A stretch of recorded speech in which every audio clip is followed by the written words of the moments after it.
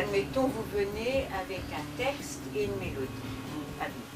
Et vous voulez pour cette mélodie-là qu'on vous fasse des arrangements dans le style de.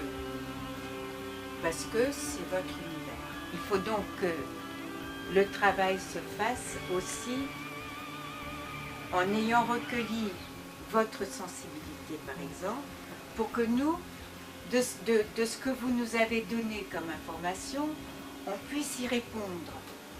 Alors, évidemment, la première fois que nous nous revoyons, après qu'on ait eu un accord ensemble, par exemple, où on va dire, écoutez, pour un type de chanson de ce genre, il faut compter un nombre d'heures, grosso modo, avec le mix, pour que ça fasse entre 20 et 25 heures de travail. Et c'est ce qu'il faut compter, là. C'est pas en 3 heures, je n'y crois pas. Parce qu'on n'est pas, à l'auto. Hein. Personne ne fait des enregistrements comme ça, vite fait. Le 3 décembre, je dois enregistrer mes 3 titres. Oui. Si je veux... Ça fait beaucoup 3 à la fois. Hein. C'est beaucoup. C'est trop. Si je veux... On n'enregistre pas 3 titres à la fois. Si je veux répéter... On te fait des signes.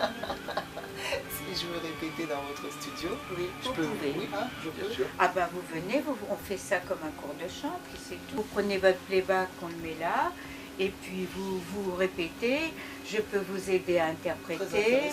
Vous pouvez me parler. Moi, je fais beaucoup de coaching parce que quand on faisait toutes ces séances dans les grands studios avec des choristes, avec des comédiens, avec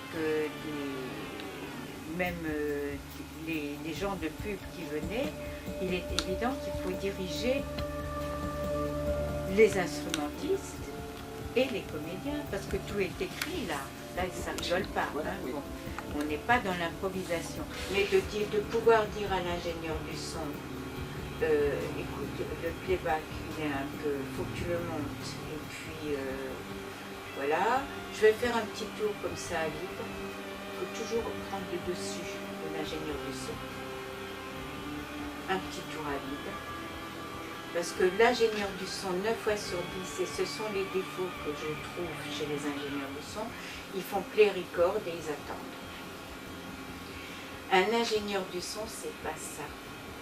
Un ingénieur du son, c'est celui qui est avec vous. Parce que de savoir que vous êtes en place sur la mesure ou pas en place, ça fait partie, bien évidemment. Mais qu'est-ce qui fait partie? C'est quand vous avez donné. Et pour donner, il faut que vous ayez en face de vous un coach qui vous dise « Tu as voulu dire quoi là ?» Alors là, vas-y. Et techniquement, fais-le comme ça, et pas comme ça. Et t'es pas obligé de chanter fort, parce que c'est le son de la voix qui donne l'émotion, et pas le volume sonore. Et ça, l'ingénieur du son, 9 fois sur 10, il vous dit rien.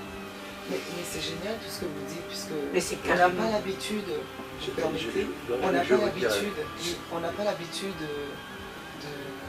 de recevoir ce genre de conseils lorsqu'on se rencontre, lorsqu'on se rend dans un studio. Ils ne nous disent rien et nous sommes là. Et... Lui, il play record. Alors que là, non, j'ai vraiment toutes les informations qu'il me faudrait pour pouvoir chanter, évidemment, arriver tranquillement. Et puis, excusez-moi, là ça devient un débat vraiment. Oui, mais c'est intéressant. Mais c'est très intéressant. Dans le truc, ça fait le charme de la chanson, il faut le garder. Donc, ça veut dire en clair, et je vais résumer un petit peu, l'ingénieur du son, il ne doit pas uniquement savoir si c'est juste et en place, il doit savoir si c'est artistique dans la musique que vous chantez et si vous êtes en valeur en tant qu'artiste. Donc en clair, vous prenez vraiment en considération la personne qui se présente chez vous, du heureusement. début jusqu'à la fin, tout en lui conseillant, tout en accompagnant. Et je trouve ça vraiment professionnel. Écoutez, écoutez, de mon côté, je chante aussi, donc je sais de quoi je parle. Oui. On n'est pas des machines. On n'est pas un petit insecte qu'on prend avec la piscine. Non, ça ne peut pas marcher. Non, on peut nous trouver sur gervais-gold.com, bienvenue au studio Gervais Gold. On peut aussi nous trouver sur coursdechantstudio.com, puisque dans le travail que je fais également dans le studio, j'y donne des cours de chant et beaucoup de coaching pour des chanteurs qui sont déjà même des chanteurs professionnels qui viennent répéter par exemple chez moi des titres qu'ils vont peut-être enregistrer même ailleurs parce qu'ils se sentent en confiance sur les indications que je donne. Et il m'est également arrivé, d'ailleurs juste cette petite parenthèse, d'accompagner quelqu'un qui a répété chez moi et de l'accompagner dans le studio où il enregistre pour que cette personne qui est l'artiste, entre guillemets, ne soit pas seule avec quelqu'un, disons, qu'elle connaît moins bien et qui va faire play record au moment de son enregistrement. Et ça, c'est souvent important aussi. Donc c'est juste pour dire qu'on n'est pas fermé, mais en même temps, on préfère que ça se passe chez nous, ça c'est clair.